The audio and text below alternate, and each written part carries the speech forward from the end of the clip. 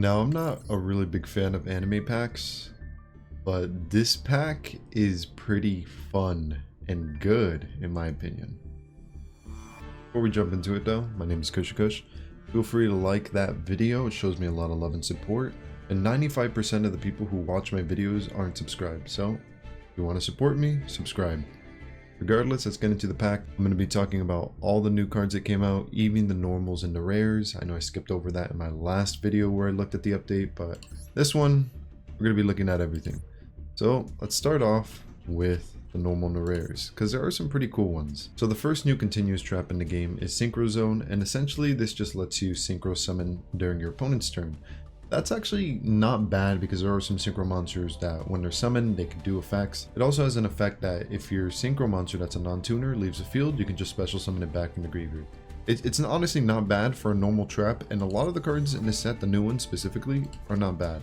This one is bad though. Switch Point is pretty bad. I'm not going to bother reading it. It's garbage.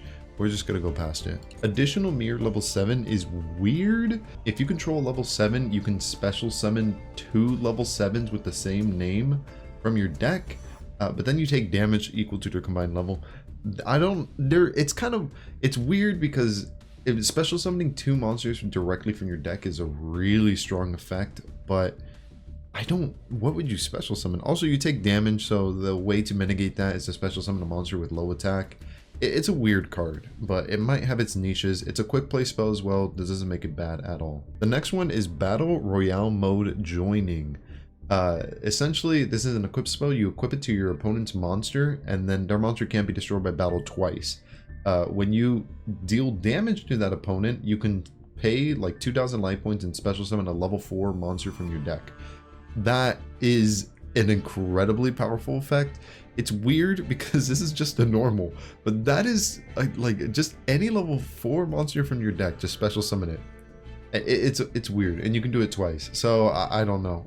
The next one is Duel Tower. It's a field spell, and both players reveal a monster in their deck, and the person with the highest attack adds it to their hand, and then you can special summon a monster from your hand and it can attack directly. But then it has a downside, like if this card's still in the field after like 2 turns, you lose every card on your field. It just destroys everything. It's weird. It's gimmicky. I don't know, man. It's a weird one, but it's not bad. That's the thing. When it's special summoned and you have no card in your field zone, just add a field spell from your deck to your hand. I think this might work in Exodia, because Exodia runs multiple chicken game, which is a field spell that lets you draw 1.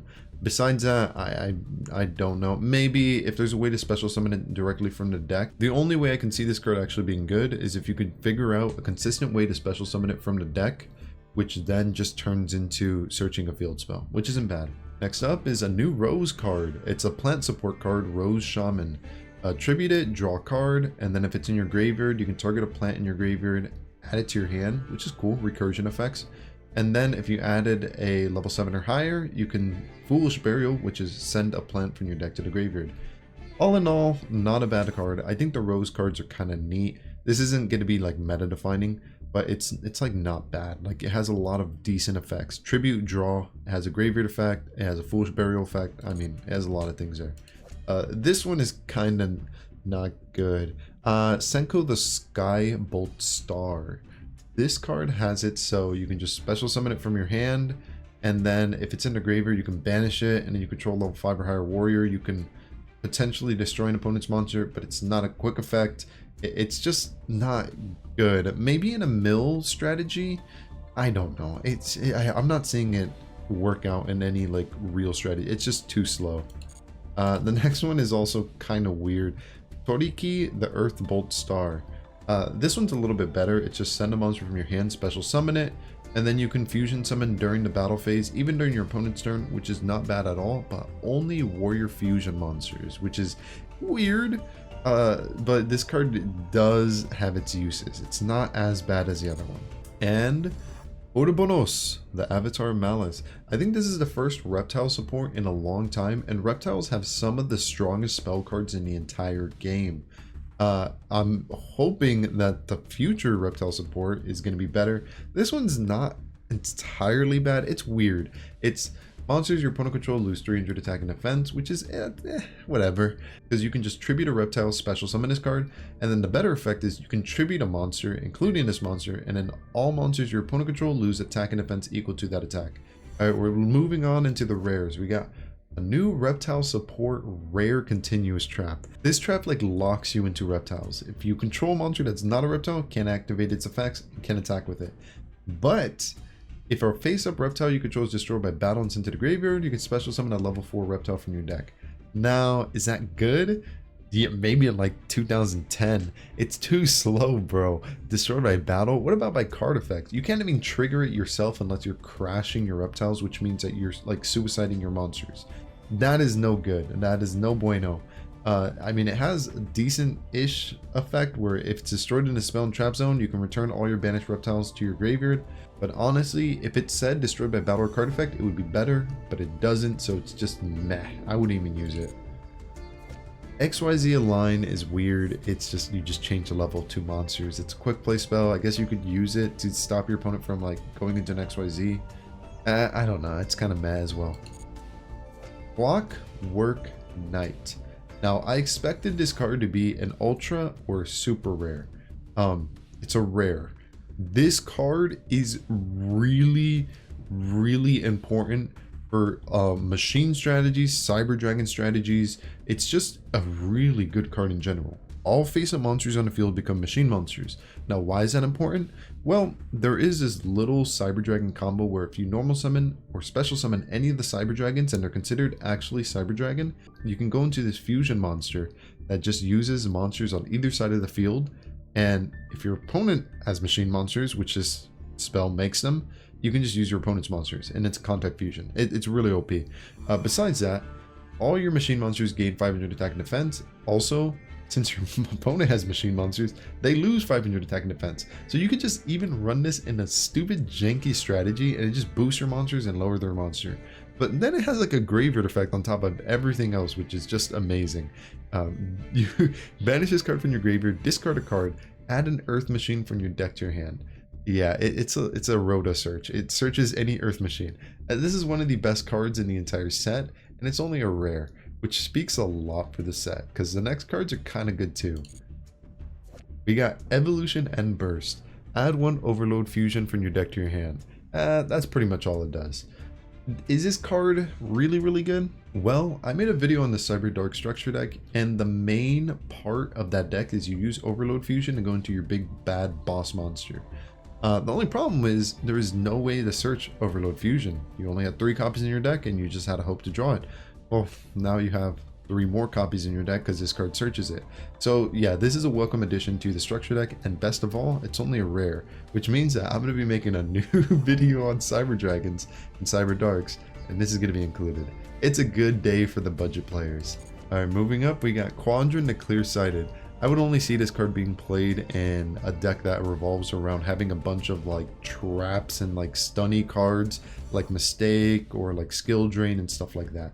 Other than that, I mean, I don't know.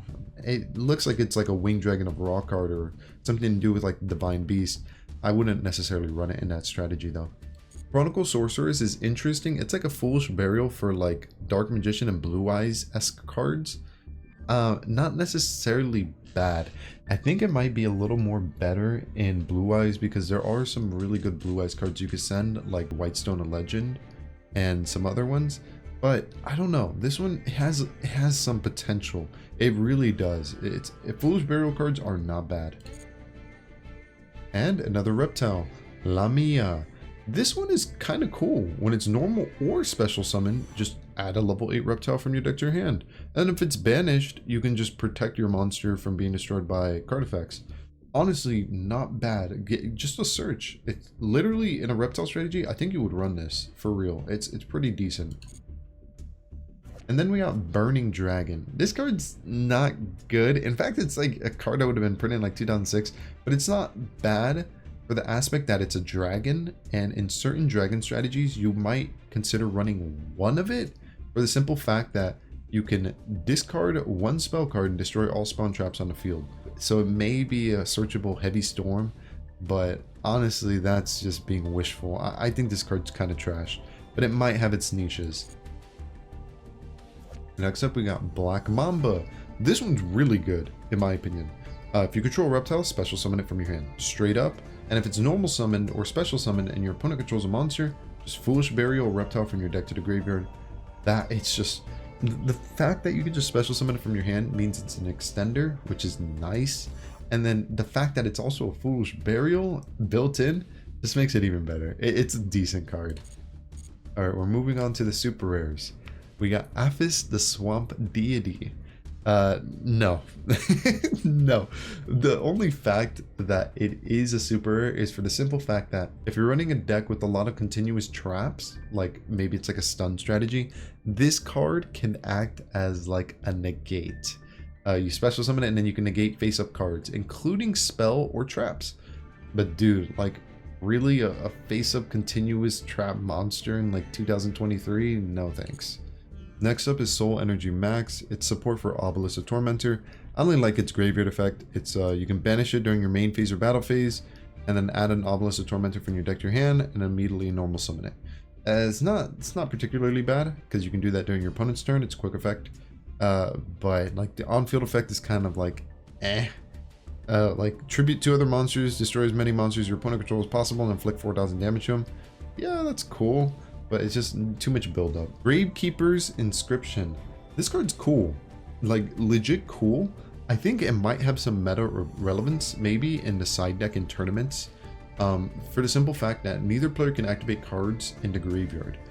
That could be potentially really strong, especially since it not only lasts during your turn, but it also lasts during your opponent's turn.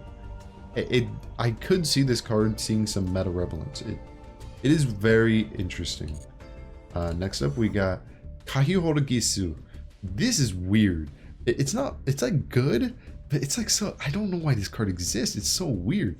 It's special summon a fairy, spellcaster, wing beast, or beast warrior from your hand, and then you can like bounce, return all dragons from the field to the hand, and then if this card is sent from the spell or trap zone to the graveyard, add a polymerization spell, fusion spell, or fusion parasite from your deck to your hand. It has so many effects built in, and just for the simple fact that it's special summon a level 4 or lower a fairy spellcaster, that's kind of good.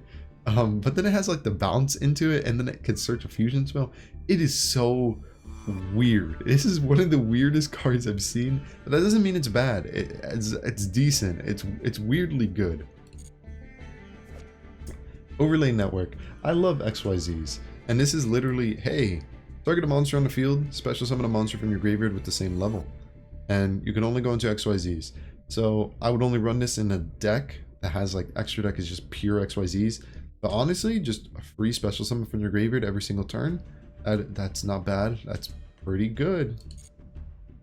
And then there's this DDDD card. I'm not gonna pretend like I know DDDs. They're like way beyond me. But yeah, they got a new card. I'm not going to talk about it. I'm sorry. Rokket Coder is new support for potentially Dragon Link. It allows you to use a dark monster in your hand as material, which is kind of cool because you can go into like new combos and stuff. Okay, so next up is Red Eyes Black Meteor Dragon. This is actually new Dragon Link support, believe it or not. The main reason I say that is because even though it says send one level 5 or higher normal monster from your hand or deck to the graveyard, you can run this hand trap. It's called Psyframe Gamma, which you need to run a normal monster for it. Well, now you can run Psyframe Gamma in Dragon Link, and you can run this card, and this card's an extender for dragons because it just special summons itself and it becomes a level 7. It does have an additional effect where you banish this card from your graveyard, add a Red Eyes Fusion, but mainly you're just running it for the special summon. So yeah, it's a new Dragon Link card, and that's pretty nice. This fusion's ass. Sorry for my language, but this fusion's bad. I mean, dude, like, what? Level 5 or higher light warrior monster, Earth Warrior, it's so specific. It doesn't, there's not an easy way to fusion summon it. It's just a meme card. it's a meme card. This card's weird. It's a Link 5. As maybe the new Cyberverse boss monster. You can send a Cyberverse from your deck or extra deck to the graveyard, and then this card gains you tribute and gains 2,500 attack. That's permanent, by the way, so it's going to be gaining attack every single turn. I think that's a quick effect, right? Yeah, even during your opponent's turn, which is kind of insane. But it doesn't have any protection, at least on its own. You might be able to give it protection if you use like IP Masquerada or some other monsters give it like protection from like destruction. And in the ultra rares, we have Duality, which is light and dark support. You can special summon a light or dark from your extra deck. It's interesting. It reminds me of this card called Metamorphosis, which is like a goat control. It's like a card that was released like back in like 2004 or 5-ish. It is an old school Yu-Gi-Oh card, and that card is banned for good reason. This card is giving me those vibes.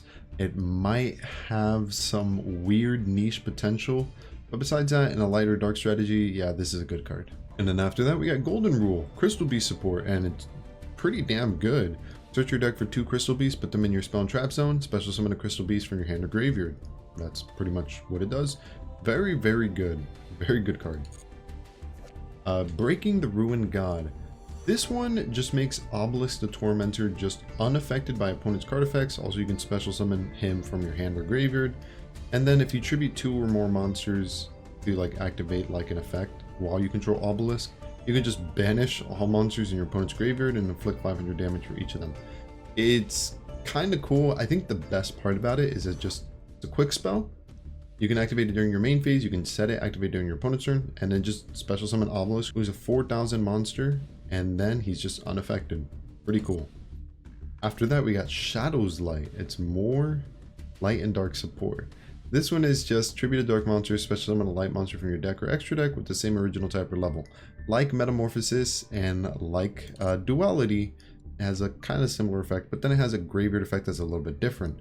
Banish this card from your graveyard. During your main phase, you can normal summon 1 light or dark in addition to your normal summoner set.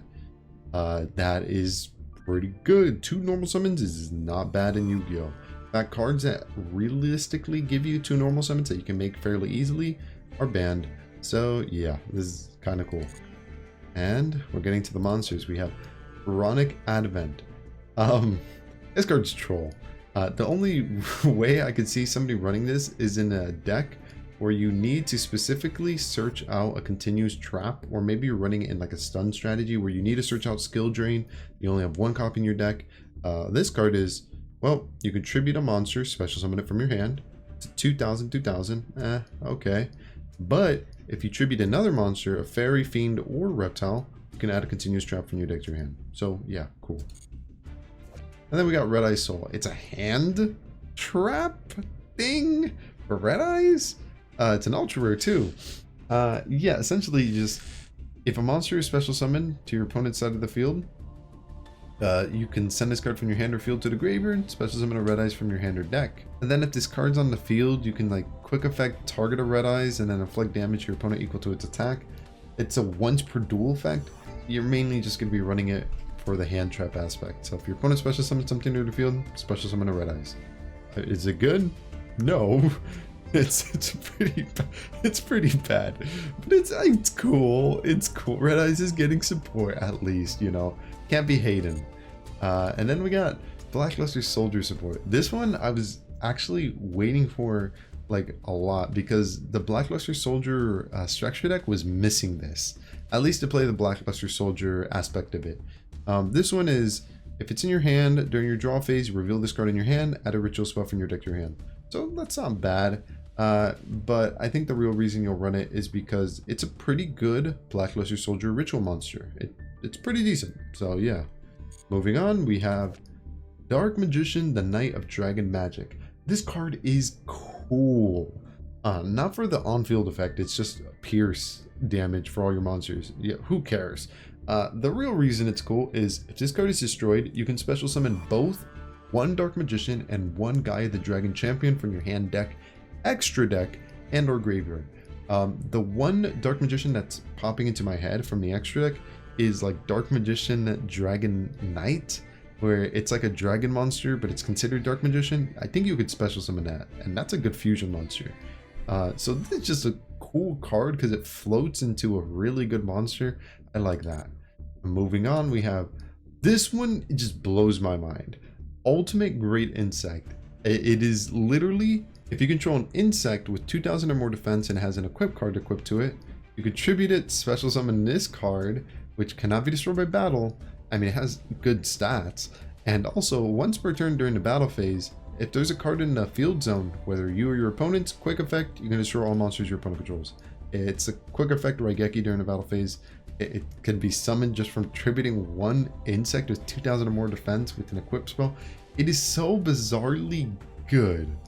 I think it's weird. Why do I mean, you could fusion summon it too. Level 8 insect monster, level 7. Dude, that's garbage. Dude, this is a really good card for insects, which are kind of bad. So I guess it makes insects a little bit better. Bee Troopers aren't the worst in the world, so maybe you could potentially fit this in Bee Troopers. It's a genuinely good card. Moving on, we have Odd Eyes Rebellion XYZ Dragon. I just made a video on Odd Eyes, actually. Odd Eyes budget structured X. And I mean, now there's a new card.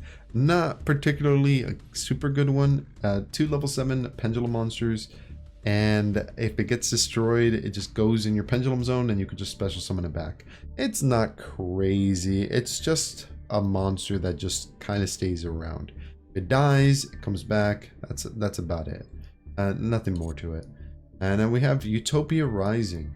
This is actually pretty good XYZ support. I don't know what strategy is going to be using this, but this card's not bad. When it's special summoned, target a number XYZ in your graveyard, special summon it, attach all materials from this card onto that one. And then, if you XYZ summon in this card's in the graveyard, just special summon it. It's kind of nutty. In a rank 4 deck, I think I would run like 2 copies of this. This card's not bad at all in a rank 4 strategy. But rank 4 strategies haven't been popular for, what, like 4 or 5 years? Regardless, that's all the cards from the newest set. I would rate this set maybe B-. That's my rating. It's not the best in the world, but dude, it has a lot of fun cards. A lot of cards for strategies, and that are budget. Reptiles got support. We got Trap Decks got support, which I hate, but I mean, hey. Red Eyes got support. Blackluster Soldier got support. Dark Magician got support. Insects got support. Hey, come on, man. The whole party's here. Crystal Beast got support. Everybody's eating good in this set. It is a cool one. But that's not the only new thing in this update. Yeah, we also got Beastly Calls of Terror. This set is only in here just to sell this one card. MX Saber Invoker. This is one of the best rank 3s in the entire game. Detach your material, special summon a level 4 Earth Warrior, Beast Warrior from your deck in defense position. That effect, this card's been banned for so long. That effect is really, really good. Like, really good. It's just, wow. But besides that, is this set worth investing into? Well, I'm going to be honest with you. MX Sabers are dookie. They are not good at all. And you will not have fun playing them. Unless you're playing like old school Yu-Gi-Oh with like somebody who doesn't even know how to summon a monster properly, then maybe you'll have some fun. But they're just not good. The best thing MX Sabers can do is they do this hand loop combo where tribute an MX Saber, discard a random card from your opponent's hand. Yeah, that's really good and all, but the cards are like from like 2010, 2009-ish. They're way too slow, and the new support that they eventually did get, got him second call, is not very good. Got him. So the other archetype in this box is Scare Claws. Scare Claws are pretty decent. Now, I'm not gonna kid, they're pretty decent. Their boss monster, Scareclaw Tryhard, essentially makes him unaffected by defense position monsters, switches all monsters to defense position. It's a Lynx. Lynx can't go to defense. So it's kind of a win condition against decks that only run fusion monsters or synchro monsters. Scare Claws isn't bad. X-Sabers are bad. And I think the only reason you would go into this box is for a chance to get MX Saber Invoker. I would just craft him, I'd be honest, and I'd skip the box entirely. But we got one free pull, so maybe we pull MX Saber Invoker and we never have to open this box. Wish us luck. Hey, 2 X-Saber Dark Soul. No, I'm not going to be building a deck.